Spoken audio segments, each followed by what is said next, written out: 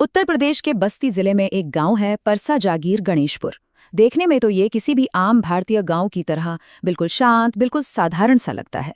लेकिन नवंबर 2025 की एक रात इस खामोशी के पीछे एक घर की चार दीवारों के अंदर जो कुछ हुआ, उसने रिश्तों और भरोसे की पूरी बुनियाद को हिलाकर रख दिया। आज हम उसी छिपे हुए राज की बात करेंगे, एक ऐसा राज जो अक्सर बंद दरवाजों के पीछे ही पनपता है और जब खुलता है तो पूरे समाज को एक आईना दिखा जाता है। यह कहानी है 20 साल की एक कॉलेज स्टूडेंट अनुराधा कुमारी की, जिसकी दुनिया उसके अपने ही घर में उसी के अपनों के हाथों खत्म कर दी गई। तो आज हम इस पूरे मामले की एक एक परत को खोलेंगे, समझेंगे कि कैसे एक मामूली सी पारिवारिक बहस एक बेरहम हत्या में तब्दील हो गई। देखेंगे कि पुलिस ने एक ब्लाइंड मर्डर केस को आखिर सुलझाया कैसे, और अंत में ये कहानी हमें परिवार और समाज के बारे में क्या सोचने पर मजबूर करती है। चलिए इस कहानी को बिल्कुल शुरुआत से समझते हैं। इस पूरी कहानी के सेंटर में है अनुराधा, 20 साल की एक लड़की जिसके अपने सपने थे, अपने दोस्त थे, और उस रात उसका घर, जिसे उसकी सुरक्षा का सबसे मजबूत किला होना चाहिए था, वही एक पिंजरे में बदल गया। तो देखिए, ये सब कुछ शुरू कहाँ से हुआ? सिर्फ एक फोन कॉल से। भाई ने बहन को फोन पर बात करते देखा और पूछ लिया, किससे बात कर रही हो? जवाब मिला, कॉलेज के दोस्त से। बस इतनी सी बात शक की एक बहुत बड़ी वजह बन गई और ये बहस देखते ही देखते हिंसा में बदल गई। और इसमें सिर्फ भाई ही शामिल नहीं था, नहीं, माँ निर्मला देवी ने भी अपने बेटे का ही साथ दिया। एक माँ और बेटे ने मिलकर अनुराधा को तब तक पीटा जब तक कि वो बेहोश नहीं हो गए। और बस उसी एक पल में परिवार का जो भरोसा होता है वो टूट गया। जो रक्षक थे उन्होंने ही एक भयानक फैसला ले लिया, ये एक समस्या है, इसे खत्म करना होगा। घर के अंदर का वो अपराध अगली सुबह गोंडा जिले में एक सड़क किनारे दुनिया के सामने आ गया। और यहाँ से कहानी अब पुलिस की जांच के नजरिए से आगे बढ़ती है। जब पुलिस मौके पे पहुंची तो पहली नज़र में ये मामला एक रोड एक्सीडेंट का लग सकता था, लेकिन 2 फोरेंसिक सुरागों ने इस थ्योरी को तुरंत ही खारिज कर दिया। पहला, लड़की के हाथ रस्सी से बंधे हुए थे, और दूसरा, पोस्टमार्टम रिपोर्ट, जिसने ये साफ कर दिया कि मौत गाड़ी से कुचलने से नहीं बल्कि उससे पहले ही गला घोंटने से हुई थी। मतलब साफ था, ये हत्या को एक हादसा दिखाने की सोची समझी कोशिश थी। तो अब पुलिस के सामने था एक ब्लाइंड मर्डर केस। मतलब उनके पास एक लाश तो थी, पर कोई नाम नहीं था, न कोई पहचान पत्र, न कोई गवाह। ये किसी भी पुलिस फोर्स के लिए सबसे बड़ी चुनौतियों में से एक होती है, जहां जांच की शुरुआत एक अंधेरे कमरे में टॉर्च जलाने जैसी होती है। लेकिन इस अंधेरे में रोशनी की किरण बनी पुलिस की एक बहुत ही मेथोडिकल जांच। इस केस को सुलझाने के लिए ट्रेडिशनल पुलिसिंग और मॉडर्न डिजिटल सर्वेलेंस दोनों का सहारा लिया गया।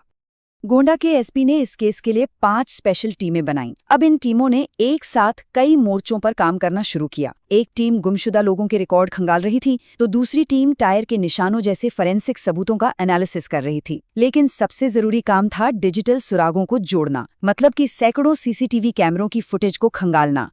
पुलिस टीमों ने अयोध्या से तरबगंज तक के पूरे रूट पर लगे सैकड़ों कैमरों की घंटों की फुटेज को स्कैन किया।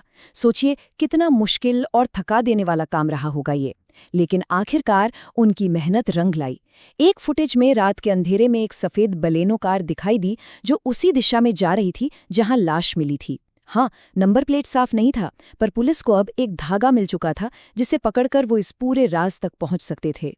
इस पूरी जांच के दौरान 13 दिन बीत गए। 13 दिनों तक उस लड़की की कोई पहचान नहीं हो सकी, क्योंकि किसी भी पुलिस स्टेशन में उसकी गुमशुदगी की रिपोर्ट ही दर्ज नहीं कराई गई थी। और बस यही वो सवाल था जिसने इस जांच की दिशा को पूरी तरह से बदल दिया। आखिर कोई परिवार अपनी ही बेटी के 13 दिन तक लापता रहने पर खामोश क्यों है? इस एक सवाल ने शक की सुई को बाहर की दुनिया से हटाकर सीधा घर के अंदर परिवार पर ही लाकर टिका दिया। उनकी वो खामोशी ही सबसे बड़ा सुराग बन गई। अब पुलिस की जांच 2 कड़ियों को जोड़ने पर फोकस थी। पहली, सीसीटीवी में दिखी वो कार, और दूसरा, वो परिवार जिसने अपनी बेटी के गायब होने की खबर तक नहीं दी थी। जब पुलिस अनुराधा के गांव पहुंची तो देखा घर पर ताला लगा है। पड़ोसियों से पता चला कि परिवार तो लगभग 2 हफ्तों से गायब है। पुलिस ने फौरन मनीष और निर्मला देवी के मोबाइल नंबरों को ट्रैक किया और उनकी लोकेशन बस्ती के वोल्टगंज में मिली। और 30 नवंबर को पुलिस ने दोनों को गिरफ्तार कर लिया। पुलिस की सख्त पूछताछ के सामने मनीष ज्यादा देर टिक नहीं सका। उसने अपना जुर्म कबूल कर लिया। और वजह सिर्फ एक बेबुनियाद शक। उसे शक था कि उसकी बहन का चरित्र ठीक नहीं है, वो भी तब जब उसे ये तक नहीं पता था कि वो फोन पर बात किससे कर रही थी। लेकिन इस कहानी का शायद सबसे डरावना पहलू था निर्मला देवी का कबूलनामा। एक माँ जिसे अपनी बेटी की ढाल होना था, उसने खुद अपने बेटे को अपनी ही बेटी की जान लेने के लिए रस्सी पकड़ाई। ये सिर्फ एक जुर्म में भागीदारी नहीं थी, ये तो मातृत्व की ही हत्या थी। परिवार ने अपने इस घिनौने काम को इज्जत बचाने का नाम दे दिया।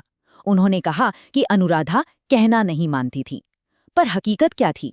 हकीकत ये थी कि वो एक आम लड़की की तरह जी रही थी, पढ़ रही थी, अपने दोस्तों से बात कर रही थी। उनकी उस तथाकथित इज्जत और अनुराधा की एक साधारण जिंदगी की हकीकत के बीच एक बहुत बड़ी और दुखद खाई थी। जब ये जुर्म सामने आया तो सिर्फ एक परिवार ही नहीं बिखरा, बल्कि समाज को भी एक बहुत कड़वी सच्चाई का सामना करना पड़ा। आमतौर पर परिवार का मतलब सुरक्षा और सहारा माना जाता है, लेकिन इस मामले में परिवार ही एक कैद बन गया और इज्जत, जिसे समाज में सम्मान का प्रतीक होना चाहिए, उसे एक हथियार की तरह इस्तेमाल किया गया अपनी ही बेटी की जान लेने के लिए। ये दिखाता है कि कैसे समाज की कुछ धारणाएं जब गलत दिशा में चली जाती हैं तो वे कितनी खतरनाक हो सकती हैं। खैर, कानून ने तो अपना काम किया। माँ और बेटे को जेल भेज दिया गया। उस पुलिस टीम को उनकी बेहतरीन जांच के लिए सम्मानित भी किया गया। लेकिन कानूनी कार्रवाई इस कहानी का अंत नहीं है।